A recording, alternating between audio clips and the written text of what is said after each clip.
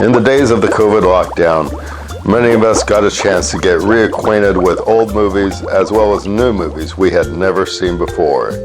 Here's a review of lockdown cinema.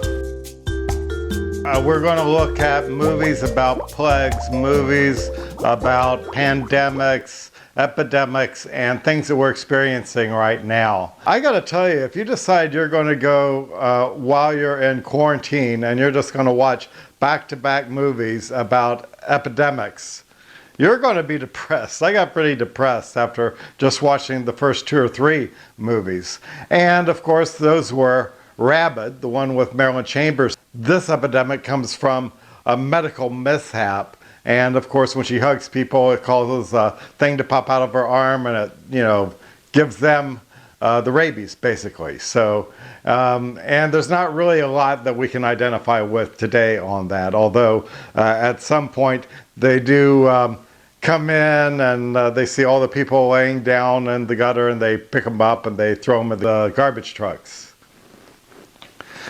Well, we haven't got that bad in it yet. Other movies that have dealt with epidemics, The Last Man on Earth, which featured Vincent Price. And this one was based on the book I Am Legend by Richard Matheson. And it's through that book that The Last Man on Earth and The Omega Man, and then the current one with Will Smith, all is based on that. And you have the scientists giving the warning, people ignore the warnings, and then hijinks ensue. And of course, the thing though that just keeps it from not being reputable for our purposes right now is that we're not dealing with a zombie creating virus. So we don't have to worry about, like Vincent Price did, shoving stakes down their heart and all that, and trying to get rid of vampires that way. Although at the very beginning of The Last Man on Earth, we do see him as a scientist wondering if this airborne virus, which started from Europe, if it could ever be transported to the United States. Take a look at this.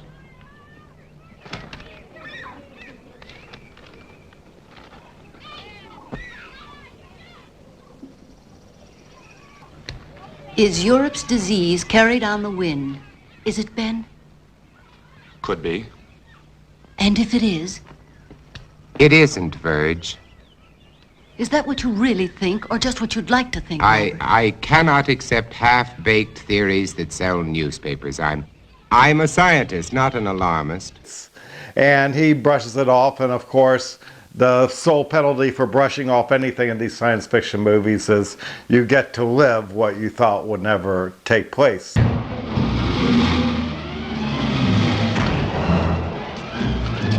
You're freaks. I'm a man. The last man. There's the movie Outbreak with Dustin Hoffman.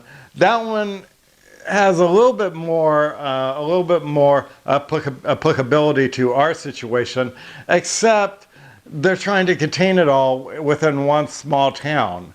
And at some point, Donald Sutherland, the military honcho, decides that the only way to keep it from turning into an epidemic or into a pandemic is just to bomb this California town.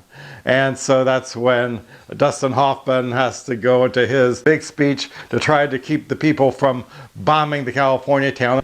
And with Contagion now, this one is a little bit more applicable. The virus in this one isn't some weirdo virus that's going to turn you into a vampire or a zombie. This one, unlike the virus we're dealing with now, coronavirus, which takes a while to get into you and it takes you a while before you start to feel the symptoms, this one on Contagion gets you like that. And for the most part, you're pretty much dead in a few hours. But I had saw that movie about, when it first came out, actually, which was back in 2011. For my money, the movie Contagion probably has more that's applicable to what we're going through right now. And what makes it very amazing is that it was made in 2011. And when you think about some of the defenses we hear of our administration, nobody ever thought anything like that would ever happen.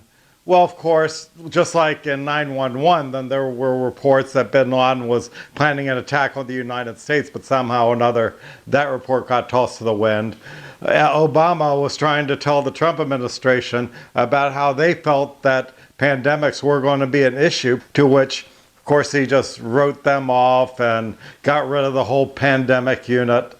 And even if you don't want to go to the official sources, it's interesting that this particular movie managed to get it right. It did so 9 years prior to what we're having to deal with now.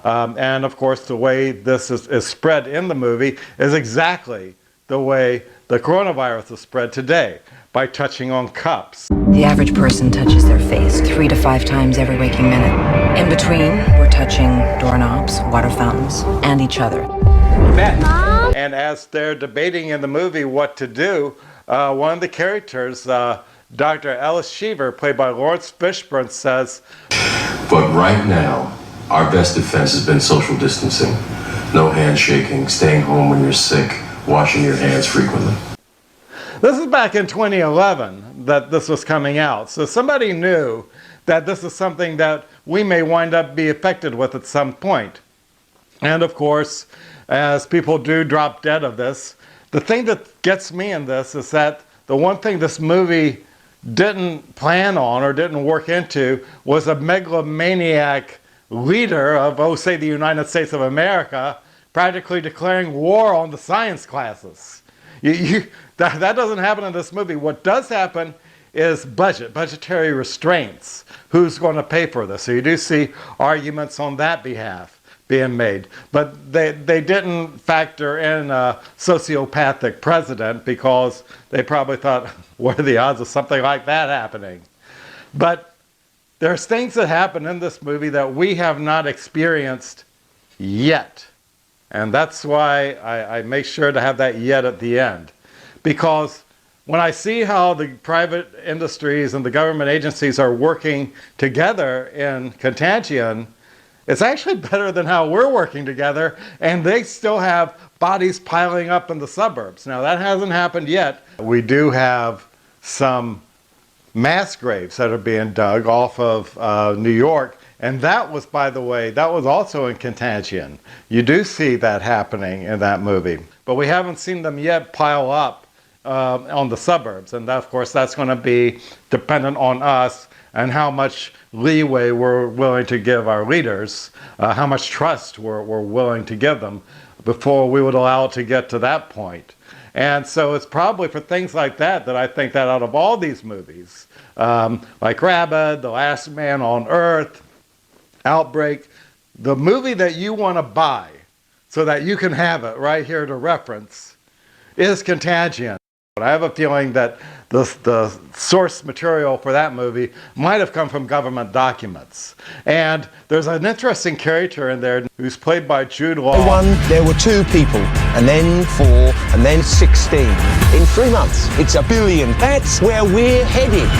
And he's a very big blogger, and he's got millions and millions and millions of unique visitors going into his webpage every day. And he thinks that he has the cure for this disease. And he tries it on himself at home, and he's cured. Once Jude Law's character announces that it worked for him, people began to die after they take this drug, because just because a drug works well for one person, that doesn't mean it's going to work well for everybody else, and that's why it needs to be tested. So then he winds up getting arrested for manslaughter, and of course it's hard not to think of that when you think about our president, you know, basically endorsing certain types of drugs that he believes work and that may have worked on a couple people, but overall when you do the testing, people wind up dying. Except, again, in the movie, it made sense for it to be a blogger to be talking about this. In real life, for a president to be talking like a blogger, oh man, Contagion, you missed the boat on that one. Thank you for watching Pop Culture Paradox. And if you liked what you see, please subscribe to this channel and like this video and come back for more.